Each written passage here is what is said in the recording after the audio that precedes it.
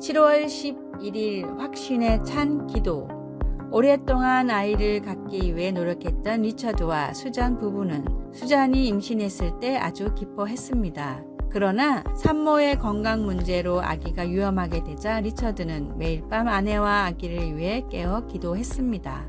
그러던 어느 날 밤, 리처드는 하나님이 돌보아 주신다고 약속하셨으니 이렇게까지 열심히 기도할 필요가 없다고 생각했습니다. 그러나 일주일 후 수잔은 유산하고 말았습니다. 리처드는 몹시 실망했습니다. 기도를 열심히 하지 않아서 아기를 잃은 것은 아닐까? 라는 생각이 들었습니다. 처음 볼 때는 오늘 본문 속 비유도 그렇게 말하는 것 같이 생각됩니다. 이 비유에서 이웃은 오로지 친구의 성가신 끈질김 때문에 친구를 도와주러 잠자리에서 나옵니다. 이런 식으로 읽으면 이 비유는 마치 하나님은 우리가 계속 귀찮게 졸라야만 우리의 기도를 들어주시는 것으로 해석됩니다. 그리고 열심히 기도하지 않으면 하나님은 아마 우리를 도와주지 않으실 거라는 것입니다. 그러나 클라인 스노드 그라스와 같은 성경 주석가들은 이것이 틀린 해석이라고 지적합니다. 이 비유의 진정한 초점은 이웃도 이기적인 이유로 우리를 도와주는데 하물며 자비로우신 하나님은 얼마나 더 우리를 도와주시겠는가 하는 것입니다. 그러므로 우리는 하나님이 결함 있는 인간들보다 더 위대하시다는 것을 알고 확신을 가지고 간구할 수 있습니다. 하나님은 결코 이 비유에 나오는 이웃이 아닙니다. 아니, 그 반대이십니다. 왜 아기를 잃게 되었는지는 모르지만 당신이 기도를 열심히 하지 않아서가 아니며 하나님은 그런 분이 아니라는 것을 알아야 합니다. 말씀. 너희 중에 아버지 된 자로서 누가 아들이 생선을 달라 하는데 생선 대신에 뱀을 주며. 누가복음 11장 5절에서 13절. 찬송 361장 기도하는 이 시간. 기도. 오늘도 하나님께서 저희 기도를 들으시고 응답하시리라는 확신을 가지고 또 중요한 것은 제 말이 아니라 하나님의 선하심이라는 사실에 감사하며 저와 다른 사람들의 필요를 들고 하나님 앞으로 나아갑니다. 아멘.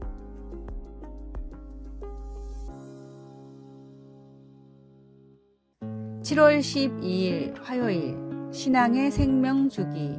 세계를 움직이는 50인의 사상가 중 한 명인 찰스 핸디는 생명의 주기곡선이라는 이론을 만들었습니다. 모든 기업이나 국가, 심지어 유행하는 상품들도 시작과 끝이 있고 그 과정이 도입기와 성장기, 성숙기를 거쳐 결국 소멸한다는 것을 나타낸 그래프입니다. 대부분 성공적인 기업이나 상품들은 초기에는 천천히 성장을 하다가도 궤도에 진입을 하면 갑자기 폭발적인 성장을 합니다. 그러다 유명해진 성숙 단계에서는 속도가 점점 퇴화되며 정체됩니다. 여기서 새로운 동력을 얻어서 다시 올라가지 못하면 심지어 전 세계가 열광하던 어떤 것이라도 갑자기 소멸해 버립니다. 찰스는 특히 도입기와 성장기에서는 한 번의 실수로 모든 것이 무너져 버리는 특이점과 성장기와 성숙기에서 안정을 추구하려다 새로운 성장 동력을 못 찾고 소멸해 버리는 변곡점이 있어서 이 단계에서 새로운 시도를 하지 않으면 지속적으로 발전하지 못하고 소멸된다고 주장했습니다. 어쩌면 신앙의 주기도 이와 비슷합니다. 하나님을 처음 만나고 뜨거운 감격이 살아있는 초창기 때의 믿음이 익숙해지고 안정화되며 신앙 생활이 피로해지는 단계가 찾아오게 됩니다. 신앙이 퇴보하는 것을 모르고 위기도 느끼지 못하는 무늬만 그리스도인이 되지 않고 하나님을 향한 열정을 회복할 수 있는 새로운 도전을 멈추지 마십시오. 오늘의 말씀. 주의 구원에 대한 기쁨을 내게 다시 주셔서 내가 주께 순종하게 하소서. 시편 51장 12절. 오늘의 찬송 285장 주의 말씀 받은 그날. 오늘의 만나. 첫사랑의 열정과 뜨거움을 다시 회복하는 신앙생활이 되게 하소서. 주님을 끝없이 사모하는 열정으로 신앙의 권태기를 극복합시다.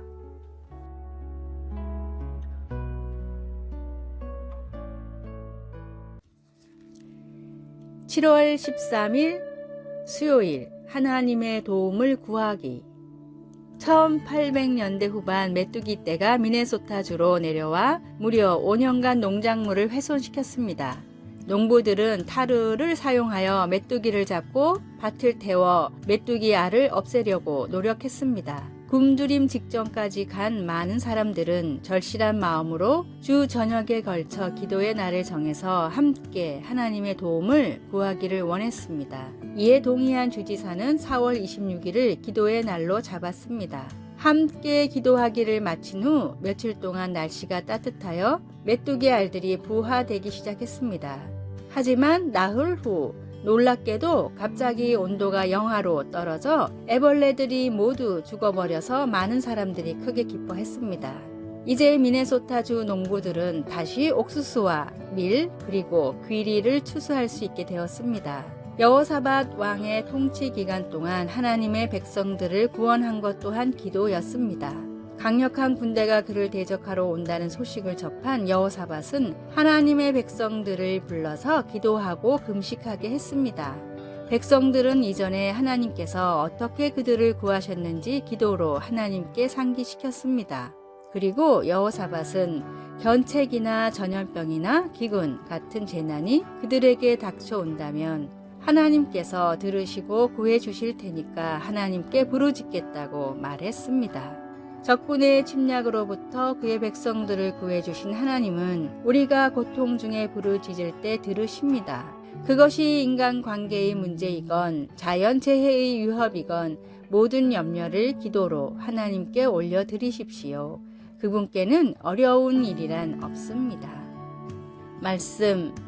만일 재앙이나 난리나 견책이나 전염병이나 기근이 우리에게 임하면 주의 이름이 이 성전에 있으니 우리가 이 성전 앞과 주 앞에 서서 이 환난 가운데에서 주께 부르짖은즉 들으시고 구원하시리라 하였나이다. 역대하 20장 9절. 찬송 365장 마음속에 근심 있는 사람. 기도. 하나님은 세상과 그 속의 모든 만물을 만드셨습니다. 만물의 질서를 회복시키시고 사랑하시는 당신의 백성들을 회복시켜 주소서. 아멘.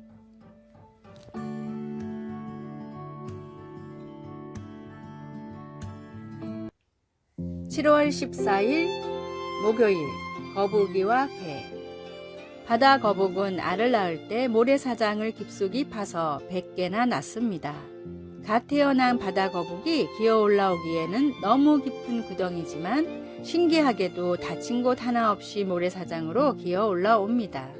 동물학자들의 실험에 따르면 구덩이에 알을 하나 묻어 놓았을 땐 나올 확률이 27%이지만 2개씩 묻어 놓았을 땐 84%, 4개 이상을 묻어 놓으면 100%의 확률로 새끼들이 구덩이를 빠져나왔습니다.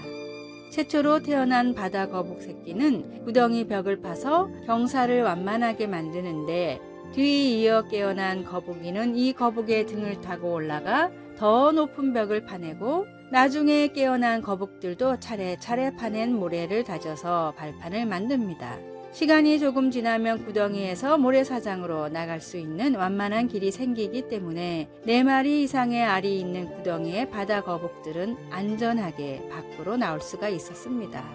그러나 개를 구덩이에 넣으면 정반대의 일이 일어납니다. 충분히 기어 나올 수 있는 높이임에도 올라가는 개를 끌어내리느라 혈안이 돼서 결국 빠져나오는 개는 몇 마리 없이 서로 힘을 빼다가 대부분 죽고 맙니다.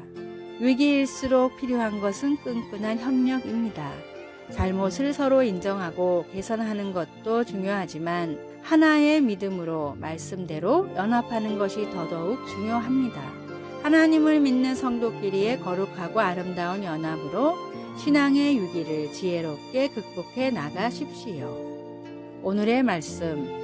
아무 일에든지 다툼이나 허영으로 하지 말고 오직 겸손한 마음으로 각각 자기보다 남을 낮게 여기고. 빌립보서 2장 3절. 오늘의 찬송 475장 인류는 하나 되게.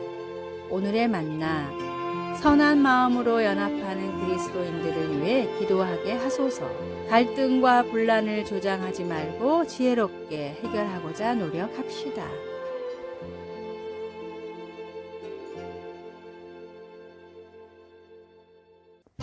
7월 15일 금요일 빛과 소금이 되는 이야기. 허리를 힘있게 묶고 일하는 분. 독일 사람들 중에는 성경적으로 살아가는 사람이 많습니다. 제가 다니던 회사의 부사장이던 에버트도 그런 사람이었습니다.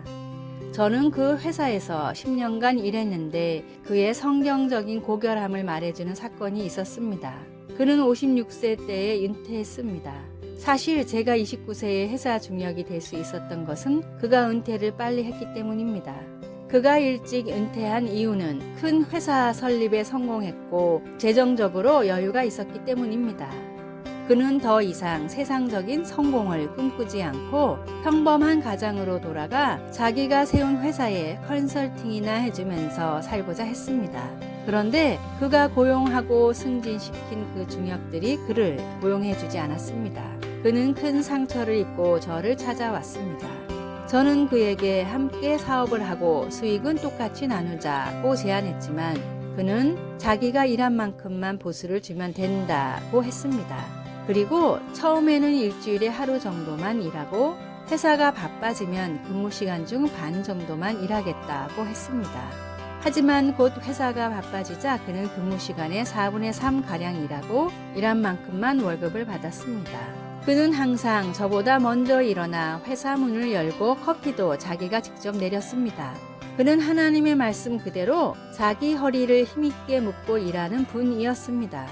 힘있게 허리를 묶는다는 말은 자기가 맡은 일을 열심히 한다는 뜻입니다. 그런 그가 있어서 저는 더 열심히 일할 수 있었습니다. 지극히 작은 것에 충성된 자는 큰 것에도 충성되고 지극히 작은 것에 불의한 자는 큰 것에도 불의하니라. 누가복음 16장 10절. 아래의 빨간색 글자 구독을 누르시어 더 많은 전도의 열매를 맺으시기를 기도합니다.